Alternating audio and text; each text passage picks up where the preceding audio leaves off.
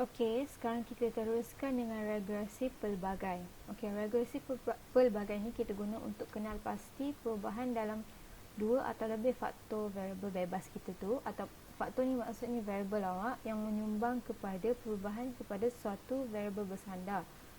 Okey, so dalam regresi pelbagai ni, variabel bebas dinamakan sebagai peramal, iaitu variabel predictor, dan variabel bersandar berkesanan pengajaran dinamakan sebagai variabel criterion.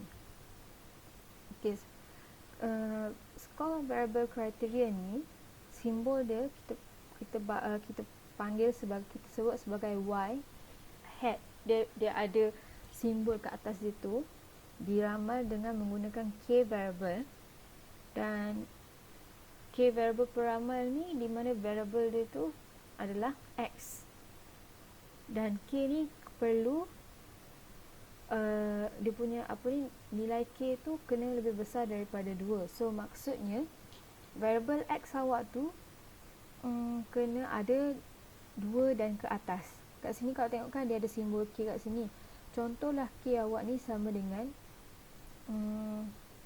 2, contoh maksudnya awak ada x1 dan x2. So kat sini dia cakap k awak tu kena 2 dan ke atas. So maksudnya kalau awak punya k tu ada 5, so maksudnya awak ada x awak, variable bebas awak ada x1, x2, x3, x4, x5, macam tu. Okey, so kita tengok pada persamaan regresi pelbagai. Okey, ni adalah formula bagi persamaan regresi pelbagai. So kat sini awak just boleh tengok je macam mana dia punya persamaan regresi pelbagai ni. Okey, y adalah kita punya variable bersandar kita tu yang kita nak tahu. Y hat sama dengan B1 darab dengan X1, kita punya variable tu, tambah dengan lepas tu tambah dengan B2 darab dengan X kuasa 2, X2, maksudnya variable yang kedua, tambah dengan BK, XK tambah A. So maksudnya kat sini, contohlah kalau K awak tu sama dengan 2, contoh maksudnya awak ada persamaan regresi pelbagai awak tu sama dengan Y hat sama dengan B1 X1 tambah dengan B2 X2 tambah dengan A. Itu saja. Contohlah K awak tu nilai dia 5. So maksudnya awak ada X sama dengan X sampai 5 kan. So, awak punya formula persamaan regresi tu adalah y hat ni, y sama dengan B1 X1 tambah B2 X2 tambah dengan B3 X3 tambah dengan B4 X4 tambah dengan B5 X5, di mana B ni adalah perkali regresi untuk setiap variable peramal awak. So, perkali regresi ni awak akan dapat dengan awak ada perkali regresi kat sini. So, B ni adalah setiap B ni adalah perkali regresi, maksudnya untuk setiap X awak ada B1, B2, B3, B4 kan kat depan dia tu. So maksudnya awak punya B ni adalah perkali regresi. So maksud dia ada satu nilai kat depan ni. Okey, dan A ni adalah pemalar regresi awak. So awak tak perlu fokuskan cara pengiraan dia. Okey, kita masuk kepada regresi pelbagai. Okey, untuk regresi pelbagai, prosedur dia, so yang pertama dia ada dua jenis prosedur, prosedur ke belakang dan prosedur ke hadapan. So, prosedur penyelesaian ke belakang juga dinamakan sebagai full model, sebab dalam prosedur ni semua variable peramal dimasukkan ke dalam model regresi. Maksudnya variable peramal awak tu, iaitu X ni, dia punya nilai dimasukkan kat dalam setiap X ni, setiap X awak masukkan dia punya penilai, dia punya nilai dia, contoh berapa nilai untuk setiap variable peramal awak tu, X awak, so dimasukkan dalam ni. Okey, lepas tu barulah variable yang tak menyumbang secara signifikan kepada model tu kita keluarkan. Okey, contohlah kalau misalnya tak terlibat dengan model regresi awak tu, kita keluarkan dalam formula dia ni. Okey, so yang kedua, prosedur penyelesaian ke hadapan. Okey, yang pertama step dia variable peramal iaitu X kita dimasukkan ke dalam model regresi mengikut sumbangannya kepada regresi. So masukkan dulu variable X dalam ni. Lepas tu variable yang pertama yang dipilih untuk dimasukkan di dalam regresi adalah variable yang mempunyai korelasi yang paling tinggi dengan variable criterion. Maksudnya ni kan variable criterion. Antara X awak yang ada tadi, dia setiap variable Y dengan variable X ni, dia akan check hubungan perkali regresi antara X dan antara Y dengan X1. Dia check berapa dia punya perkali regresi. So dia check dulu Y punya hubungan dengan X2, berapa dia punya perkali regresi. So dia check juga perkali regresi antara Y dengan X yang seterusnya tu. So antara banyak X tu, yang mana dia punya B1 ni, perkali regresi dia tu adalah yang paling tinggi. So bila paling tinggi, dimasukkan dulu dalam formula ni. Okey, lepas tu variable peramai kedua yang dipilih adalah variable yang menyumbang paling banyak perubahan dalam variable criterion setelah variable pertama dikeluarkan. So yang ni dia ada cara untuk selesaikan dia, tapi saya just bagi tahu je macam secara umum macam mana nak dapat, macam mana nak buat prosedur, macam nak selesaikan ujian menggunakan regresi pelbagai ni. Okey, itu saja setakat untuk regresi pelbagai. So just boleh tengok-tengok je. Cuma faham konsep je lah. Okey, so kita teruskan dengan analisis bagi item pelbagai jawapan. Okey, item pelbagai jawapan ni kita boleh panggil sebagai respon untuk memperoleh lebih daripada satu jawapan, dan datanya memerlukan analisis pelbagai respon. Okey, sebenarnya item ni adalah benda yang ada dalam awak punya soal selidik. Contoh awak buat satu kajian soal selidik, mesti awak buat borang kan. So dalam borang tu ada soalan apa, contoh setuju, tidak setuju, semua tu. So tu adalah kita panggil sebagai item dia. So dalam tu contoh, adakah anda berpuas hati dengan produk ini. So tu kita panggil sebagai item. So soalan seterusnya adalah, adakah anda ingin syarikat ni perlu membuat perubahan. So yang tu adalah satu item lagi. So yang tu kita panggil sebagai item dalam borang soal selidik awak. Okey, so ada dua jenis item soal selidik yang kita guna dengan pelbagai respon. Yang pertama, item soalan terbuka. Yang kedua adalah item pelbagai pilihan. So item soalan terbuka ni biasanya awak boleh jawab macam tu je. Maksudnya apa awak nak jawab, contoh perkara apa yang perlu diubah suai ataupun ditambah baik dalam syarikat ini, maksudnya dalam soalan borang kaji soalan selidik awak tu. So awak dah jawab je kat situ. So kita panggil sebagai open, kita panggil item soalan terbuka. Kalau item pelbagai pilihan ni macam dia ada sangat tidak setuju, macam ni, dia ada sangat tidak setuju, setuju dan sangat setuju. So tu kita panggil sebagai item pelbagai pilihan. Dia lebih daripada satu pilihan dia punya jawapan. Okey, analisis respon pelbagai ni kita guna dalam kajian yang kita minta responden untuk menyatakan secara bebas lebih daripada satu jawapan atau untuk sesuatu soalan tu. Maksudnya kita benarkan kita punya responden yang menjawab kita buat punya borang soal kaji selidik tu jawab secara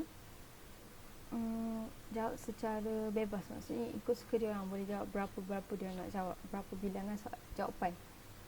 Okey, lepas tu kita boleh benarkan responden kita yang jawab soalan tu buat pilihan jawapan daripada senarai yang telah kita sedia bagi mengikut keutamaan. So dalam tu kita ada, macam tadi kan saya beritahu, contohnya soalan ni sebagai satu contoh. Jika anda pergi membeli belah ataupun pergi ke supermarket lah kononnya, so barang apa yang anda akan beli? So kat situ ada jawapan, pilihan jawapan. So baju, makanan, apa lagi, barang dapur, semua-semua tu. So kita bagi responden untuk pilih daripada senarai-senarai yang kita dah buatkan tu, list yang kita buat tu. So kebiasaannya pengkaji atau kita yang buat soalan tu, biasa kita akan minta responden untuk pilih tidak lebih daripada 5 pilihan utama. Sebab kalau banyak sangat responden pilih, contoh ada 7 pilihan sebab untuk 7 pilihan untuk satu soalan tu, jawapan dia ada 7, supaya responden boleh tanda berapa dia orang biasa buat ataupun dia orang pilih jawapan tu lah. Biasanya kita tak akan minta responden kita punya orang yang jawab tu jawab lebih daripada 5. Sebabnya nanti akan susah bila dia akan merumitkan awak punya proses untuk analisis. Sebabnya untuk setiap jawapan tu dia kena analisis untuk setiap seorang tu. Kalau seorang, contoh kalau daripada 7 tu dia jawab 5 seorang ni, okey, contohlah nanti orang yang lain pun dia akan jawab 5. So kalau awak punya jenis data tu sangat-sangatlah, awak punya subjek awak saiz subjek awak tu ramai, maksudnya proses awak makin lama makin rumit. Banyak kan nak kena tu data check, buat analisis untuk setiap satu tu. So kalau boleh kurangkan pilihan jawapan tu kurang daripada 5. Okey, sekarang kita teruskan dengan melaporkan hasil analisis berdasarkan format APA. Okey, bagi analisis penyidikan kuantitatif, walaupun tak ada format piawai yang dia sebenarnya tak ada format piawai, maksudnya format yang betul untuk kita kena ikut kalau kita buat satu kajian. Tapi sebenarnya kita kena ada satu laporan lepas kita buat kajian tu. So kalau nak buat laporan ni, biasa kita ikut format APA kebiasaannya, tapi tak adalah macam complicated sangat APA ni.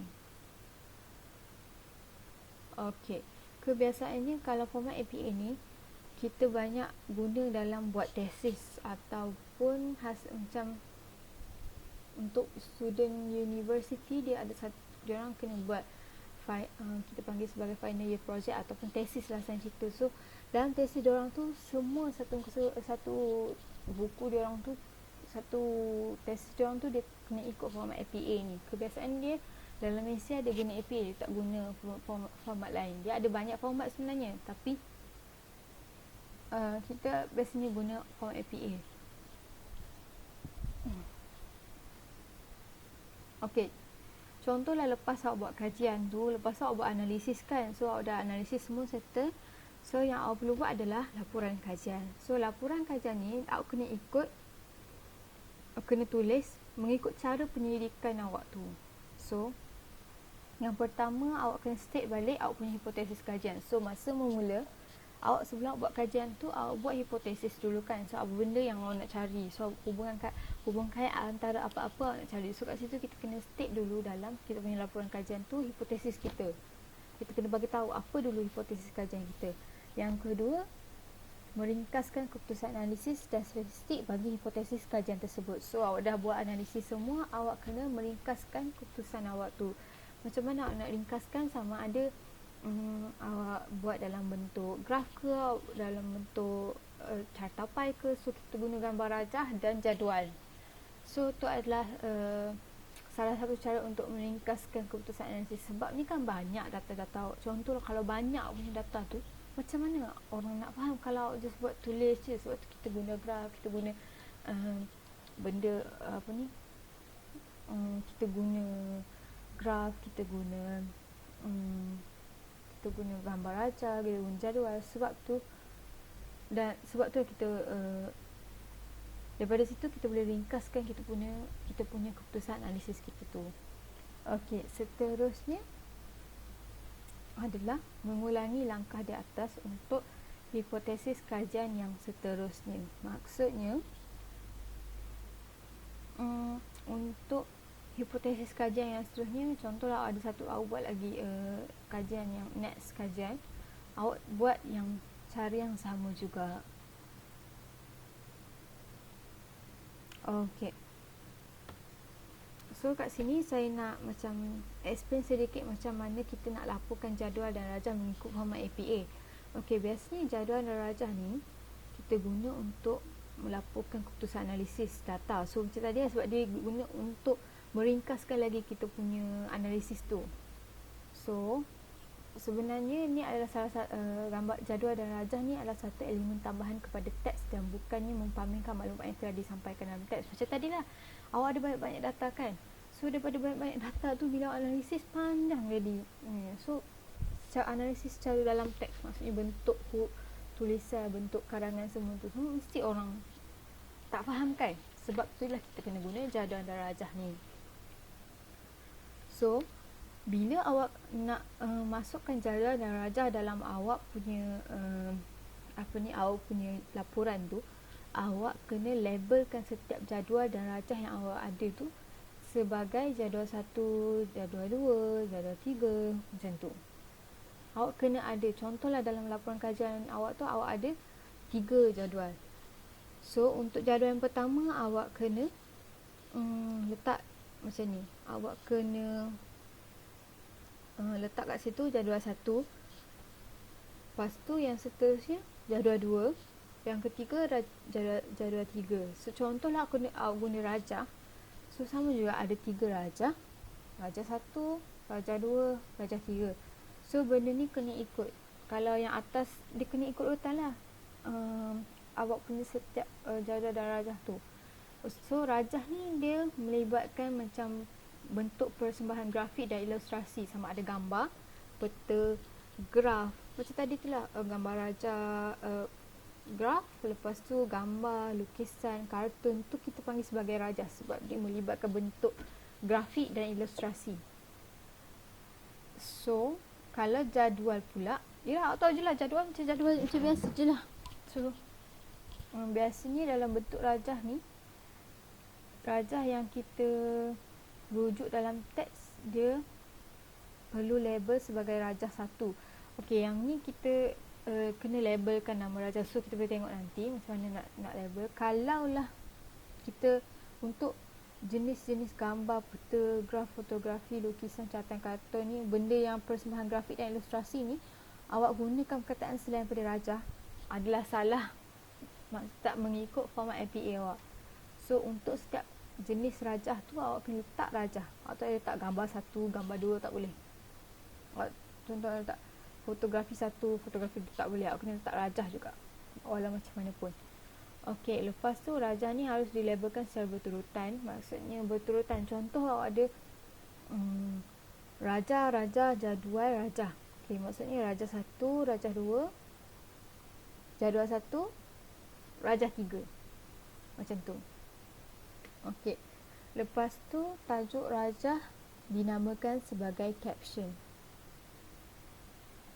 Okey, so contohlah untuk rajah awak tu ada nama kan. So kita letak dia sebagai caption. So kita boleh tengok kat sini. Okey, ni contoh jadual So kalau ni ada satu jadual. So jadual ni adalah jadual hasil jualan mingguan pada bulan September. So macam mana nak labelkan dia? So kat sini awak boleh letak satu label dekat bawah, jadual 1, hasil jualan mingguan pada bulan September. So hasil jualan mingguan pada bulan September ni adalah tajuk bagi jadual awak tadi tu. So tajuk awak tu kita jadikan sebagai caption bagi gambar, bagi jadual ni.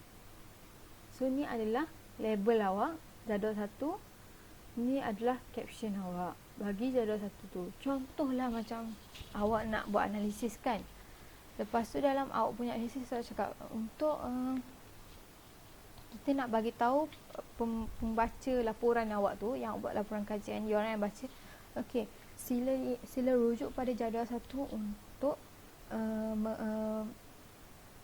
sila rujuk pada jadual 1 bagi melihat hasil jualan mingguan pada bulan September. So dalam laporan awak tu awak punya pembaca boleh just check, oh mana jadual 1, oh kat sini jadual 1, okey, oh ni. So jadual 1 ada minggu 1 ni hasil jualan dia macam ni, oh minggu 2 macam ni, minggu 3 macam ni, minggu 4 macam ni. So, senang untuk pembaca tengok, untuk pembaca rujuk. So ni adalah tujuan label ni lah, supaya senang untuk kita ataupun pembaca tu sendiri untuk rujuk mana dia punya hasil analisis data tu. Okey, yang seterusnya adalah tunjuk contoh untuk gambar rajah.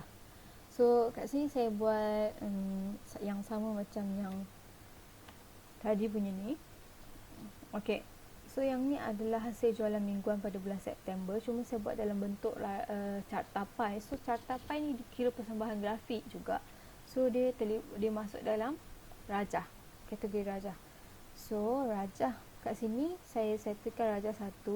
Saya state sebagai rajah 1 dan kita letak dia punya tajuk bagi rajah awak ni. Contohlah kalau kat sini awak tak nak letak tajuk pun tak apa. So tajuk bagi awak punya rajah tu dijadikan sebagai caption. So senang nanti.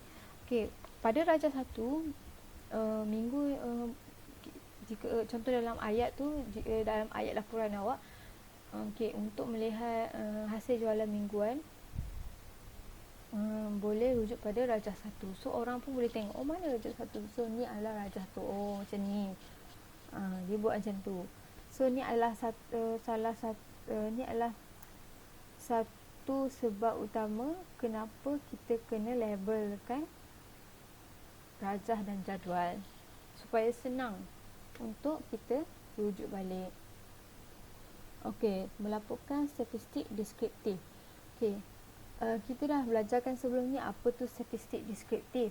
Okey, semasa buat laporan data dalam teks, kita tak boleh ulang maklumat jadual kecuali kita nak tekankan tentang maklumat tertentu dalam teks tu supaya senang untuk dibaca dan clear ayat tu. Lepas tu benda-benda berkait dengan statistik deskriptif ni adalah macam frekuensi, peratusan min, sisihan piawai. Ni kalau awak ingat yang dulu kita memang dah tahu kan cara nak kira frekuensi, peratusan min semua ni. Ni adalah statistik deskriptif yang biasa digunakan masa buat laporan kajian awak. So masa awak laporkan frekuensi semua-semua ni, saiz subjek awak tu perlu dilaporkan. So untuk berapa saiz subjek awak, beritahulah untuk kajian awak ni kita ambil 12 orang pelajar macam tu. Untuk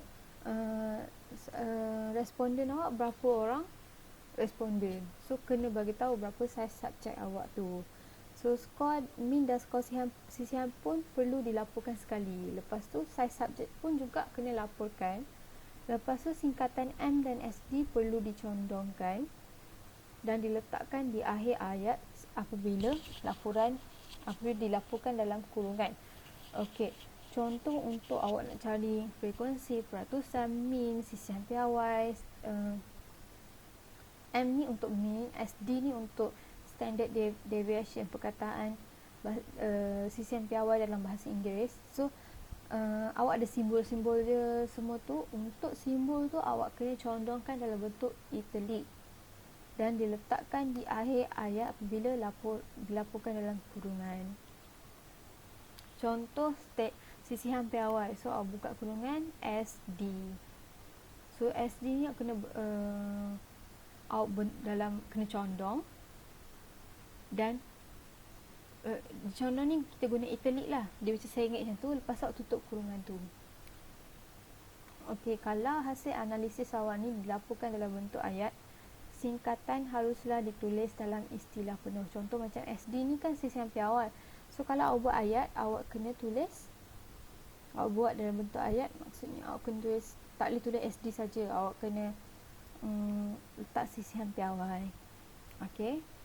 So setakat tu saja berkait dengan topik 4. So akan ada lagi topik 4 yang seterusnya kita akan sambung pada next class untuk topik 4 yang seterusnya. So topik yang seterusnya adalah berkait dengan subtopik persamplean. So, kita akan tengok pada kelas yang seterusnya. Okey, setakat tu saja. Kalau ada apa masalah dan tak faham, boleh tanya saya. Boleh WhatsApp saya sendiri je. So saya ada sedia kuis ringkas untuk topik hari ini. Okay, setakat tu saja. Assalamualaikum warahmatullahi wabarakatuh dan bye.